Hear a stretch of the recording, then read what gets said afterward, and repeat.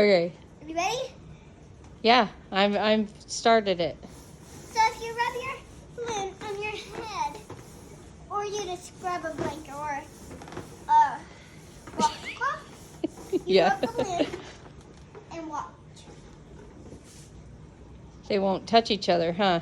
And if you get a glass cup, What happens?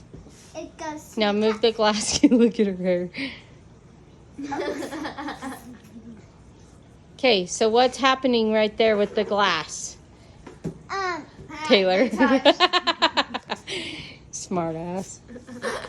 Hey, what's your language? Taylor, stop. No, Dad! Hey, no. You can't have the balloon. Okay, so what's happening with the balloon in the cup, Charlie? It will follow the cup. Okay, how come? Do you remember? Taylor knows the answer. What's the answer? Because they're opposite thingies. They're opposite charges, right? Yeah.